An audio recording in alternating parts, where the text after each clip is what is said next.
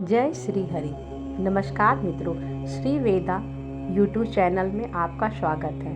आज वैशाख महात्म्य में महर्षि वशिष्ठ के उपदेश से राजा कीर्तिमान का अपने राज्य में वैशाख मास के धर्म का पालन कराना और यमराज का ब्रह्मा जी से राजा के लिए शिकायत करना। मिथिलापति ने पूछा, ब्राह्मण, जब वैशाख मास के धर्म अतिशय सुलभ पुण्य राशि प्रदान करने वाले भगवान विष्णु के लिए प्रीतिकारक चारों पुरुषार्थों की तत्काल सिद्धि करने वाले सनातन और वेदोक्त हैं, तब संसार में उनकी प्रसिद्धि कैसे नहीं हुई। श्रुतदेव जी ने कहा, राजन, इस पृथ्वी पर लौकिक कामना रखने वाले ही मनुष्य अधिक हैं। उनमें से कुछ राजस और कुछ तामस हैं। वे लोग इस संसार के भोगों तथा पुत्र पौत्र आदि संपदाओं की अभिलाषा रखते हैं। कहीं किसी प्रकार की कभी भी कड़ी कठिनाई कोई एक मनुष्य ऐसा मिलता है जो स्वर्ग लोक के लिए प्रयत्न करता है और इसलिए वह यज्ञ आदि पुण्य कर्मों का अनुष्ठान बड़े प्रयत्न से करता है, परंतु मोक्ष की उपासना प्रायः कोई नहीं करता। तुच्छ आशाएं लेकर बहुत से कर्मों का आयोजन करने वाले लोग प्रायः काम्य कर्मों के ही उपासक हैं। यही कारण है कि संसार में राजस और तामस धर्म अधिक विख्यात हो गए हैं, परंतु सात्विक धर्मों की प्रसिद्धि नहीं हुई। ये सात्विक धर्म भगवान विष्णु के प्रसन्न करने वाले हैं, निष्काम भाव से किए जाते हैं और इहलोक तथा परलोक में सुख प्रदान करते हैं। देव माया से मोहित होने के कारण मूढ़ मनुष्य इन धर्मों को जानते ही नहीं है। पूर्व काल की बात है, काशीपुरी में कीर्तिमान नाम से विख्यात एक चक्रवर्ती राजा थे। वे इच्छावंत उस वंश के भूषण तथा महाराज निर्ग के पुत्र थे। संसार में उनका बड़ा यश था। वे अपनी इंद्रियों पर और क्रोध पर विजय पा चुके थे। ब्राह्मणों के प्रति उनके मन में बड़ी भक्ति थी। राजाओं में उनका स्थान उच्च था। एक दिन वे मृगया में आसक्त होकर महर्षि वशिष्ठ के आश्रम पर आए।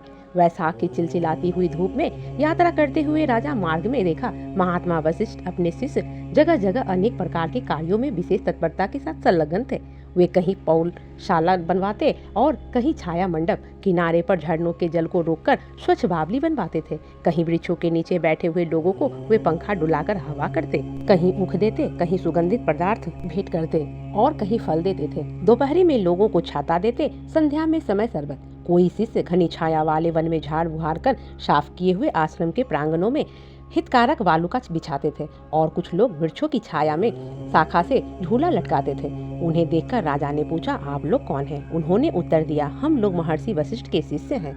राजा ने पूछा, यह सब क्या हो रहा है? वे बोले, ये वैशाख मास में कर्तव्य रूप से बताए गए धर्म हैं, जो धर्म का अर्थ काम मोक्ष चारों पुरुषार्थों के साधक हैं। हम लोग गुरुदेव वशिष्ठ की आज्ञा से इन धर्मों का पालन करते हैं। राजा ने पुनः पूछा, इसके अनुष्ठान से मनुष्यों को कौन सा फल मिलता है? किस देवता की प्रसन्नता होती है? उन्होंने उत्तर दिया, हमें इस समय यह बताने के लिए अवकाश नहीं है। आप गुरुजी से ही यथोचित प्रश्न कीजिए। वे महायशस्वी महर्षि इन धर्मों को यथार्थ रूप से जानते हैं। शिष्यों से ऐसा उत्तर पाकर राजा शीघ्र ही महर्षि वशिष्ठ के पवित्र आश्रम पर, जो विद्या और योग शक्ति से संपन्न था, गए। राजा को आते देख महर्षि वशिष्ठ मन ही मन बड़े प्रसन्न हुए। उन्होंने सेवकों सहित महात्मा राजा का विधि पूर्वक आतिथ्य सत्कार किया। जब वे आराम से बैठ गए तब गुरु वशिष्ठ से प्रसन्नता पूर्वक बोले, भगवान, मैंने मार्ग में आपके शिष्यों द्वारा परम आश्चर्यमय शुभ कर्मों को अनुष्ठान होते देखा है, किंतु उनके संबंध में जब प्रश्न किया तब उन्होंने दूसरी कोई बात न बताकर आपके पास जाने की आज्ञा दी। उनकी आज्ञा के अनुसार मैं इस समय आपके समीप आया हूँ। मेरे मन में उन धर्मों को सुनने की बड़ी इच्छा है, अतः आप मुझसे उनका वर्णन करें। तब महायशस्वी वशिष्ठ जी ने प्रसन्नता पूर्वक कहा, राजन, तुम्हारी बुद्धि को उत्तम शिक्षा मिली है, अतः उसने यह उत्तम निश्चय किया है। भगवान विष्णु की कथा के श्रवण और भगवत धर्मों के अनुष्ठान में जो तुम्हारी बुद्धि की अत्यंतिक प्रवृत्ति हुई है, यह तुम्हारे किसी पुण्य का ही फल है, जिसमें वैशाख मास में बताए हुए महाधर्मों के द्वारा भगवान श्री हरि की आराधना की है। उसके उन धर्मों से भगवान बहुत संतुष्ट होते हैं और उन्हें मनोवांछित वस्तु प्रदान करते हैं। संपूर्ण जगत के स्वामी भगवान लक्ष्मीपति समस्त पाप राशि का विनाश करने वाले हैं। वे सूक्ष्म धर्मों से प्रसन्न होते हैं, केवल परिश्रम और धन से ही नहीं। भगवान विष्णु भक्ति से पूजित होने पर अभिष्ट वस्तु प्रदान करते हैं, इसलिए सदा भगवान विष्णु की भक्ति करनी चाहिए। जगदीश्वर श्री हरि जल से भी पूजा करने पर अशेष क्लेश का नाश करते हैं और शीघ्र प्रसन्न होते हैं। वैशाख मास में बताए हुए ये धर्म थोड़े से परिश्रम द्वारा साध्य होने पर भी भगवान विष्णु के लिए प्रीतिकारक एवं शुभ होने के कारण अधिक व्यय से सिद्ध होने वाले बड़े बड़े यज्ञादि कर्मों का तिरस्कार करने वाले हैं। अतः भूपाल, तुम भी वैशाख मास में बताए हुए धर्मों का पालन करो और तुम्हारे राज्य में निवास करने वाले अन्य सब लोगों को भी कल्याणकारी धर्मों का पालन कराओ।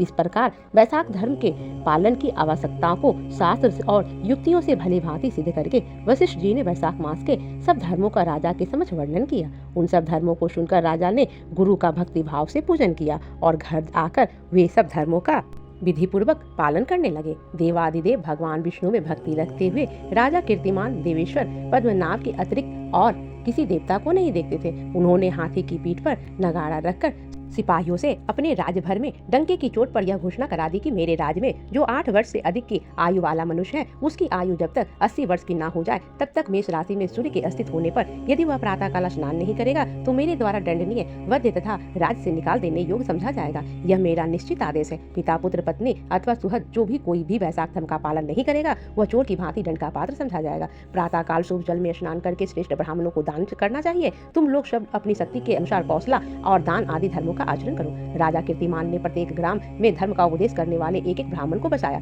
5 गांवों पर एक ऐसे अधिकारी की नियुक्ति की जो धर्म का त्याग करने वाले लोगों को दंड दे सके। उस अधिकारी की सेवा में 10 घुड़सवार रहते थे। इस प्रकार चक्रवर्ती नरेश के शासन से सर्वत्र और सब देशों में धर्म का पौधा प्रारंभ हुआ और आगे चलकर खूब बढ़े हुए वृक्ष के रूप में परिणित हो गया। उस राजा के राज्य में जो लोग मर जाते वे भगवान विष्णु के धाम में जाते। वहाँ के मनुष्यों को विष्णु लोक की प्राप्ति निश्चित थी। एक बार भी वैशाख स्नान कर लेने से मनुष्य यमराज के पास नहीं जाता। अपने धर्मानुकूल कर्म में स्थित हुए सब लोगों को विष्णु लोक में चले जाने से यमपुरी के सब नरक खाली हो गए। वहाँ एक भी पापी प्राणी नहीं रह गया। वैशाख मास के प्रभाव से यमपुरी के मार्ग की यात्रा ही बंद हो गई।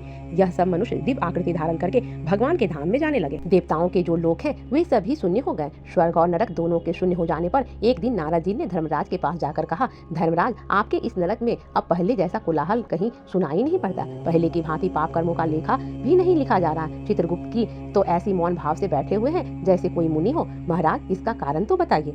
महात्मा नारद के ऐसा कहने पर राजा यम ने कुछ दीनता के स्वर में कहा, नारद, इस समय पृथ्वी पर जो यह राजा राज करता है वह पुराण पुरुषोत्तम भगवान विष्णु का बड़ा भक्त है। उसके भय से कोई भी मनुष्य कभी वैशाख मास का उल्लंघन नहीं करता। उस पुण्य कर्म के प्रभाव से सभी भगवान विष्णु के परम धाम को चले जाते हैं। मुनि श्रेष्ठ, उस राजा ने इस समय मेरे लोक का मार्ग लुप्त कर रखा है। स्वर्ग और नरक दोनों को शून्य बना दिया है। अतः ब्रह्मा जी के समीप जाकर यह सब समाचार उनसे निवेदन करके तभी मैं स्वस्थ होऊंगा। ऐसा निश्चय करके यमराज ब्रह्मा जी के लोक में गए और वहाँ बैठे हुए उन ब्रह्मा जी का दर्शन किया जिनका आश्रय ध्रुव है। इस जगत के बीच तथा सब लोगों के पितामह हैं और समस्त लोकपाल, दिक्पाल तथा देवता जिनकी उपासना करते हैं। ब्रह्मा जी ने यमराज को देखा और यमराज ब्रह्मा जी के आगे पृथ्वी पर गिर पड़े। फिर यमराज ने कहा, कमलासन, काम में लगाया हुआ जो पुरुष स्वामी की आज्ञा का ठीक ठीक पालन नहीं करता और उनका धन लेकर भोगता है वह काठ का पीड़ा होता है। जो बुद्धिमान मनुष्य लोकपत स्वामी के धन का उपभोग करता है वह 300 कल्पों तक त्रिगन योनि रूप नरक में जाता है। जो कार्य में नियुक्त हुआ पुरुष कार्य करने में समर्थ होकर भी अपने घर में ही बैठा रहता है वह विलाप होता है।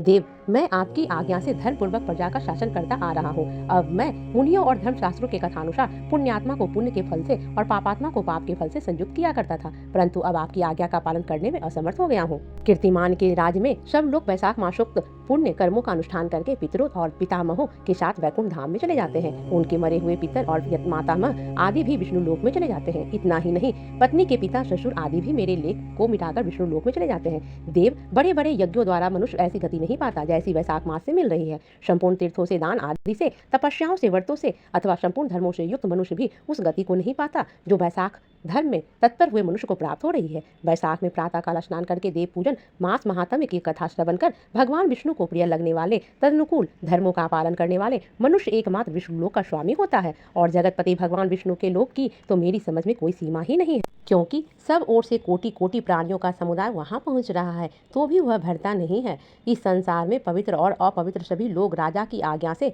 वैशाख मास के धर्म का पालन करने में विष्णु लोक को जा रहे हैं। लोकनाथ, उसकी प्रेरणा से संस्कारहीन मनुष्य भी वैशाख स्नान मात्र से वैकुंठ धाम को चले जाते हैं। यह केवल भगवान विष्णु के चरणों की शरण लेने वाला है जान पड़ता है वह समस्त संसार को विष्णु लोक में पहुंचा देगा। जो पुत्र, धर्म, अर्थ, काम और मोक्ष के प्रतिकूल चलता हो वह पृथ्वी पर माता के पेट से पैदा हुआ रोग है। वह अधम पुरुष अपनी माता का घात करने वाला कहा जाता है। किंतु राजा कीर्तिमान की माता और उसकी पत्नी का पुण्य संसार में विख्यात है। उसकी माता एकमात्र वीर जननी है और वह राजा निश्चय ही संसार में बहुत बड़ा वीर है। जिस प्रकार कीर्तिमान मेरी लिपि को मिटाने में उद्यत हुआ है ऐसा उद्योग पुराणों में और किसी का नहीं सुना गया है। भगवान विष्णु की भक्ति में तत्पर हुए राजा कीर्तिमान के सिवा दूसरे ऐसे किसी भी को मैं नहीं जानता जो डंका बजाकर घोषणा करते हुए लोगों को ऐसी प्रेरणा देता हो और मेरे लोक के मार्ग को विलुप्त करने की चेष्टा करता रहा हो। प्रेम से बोलिए जय जनार्दन, जय श्री हरि।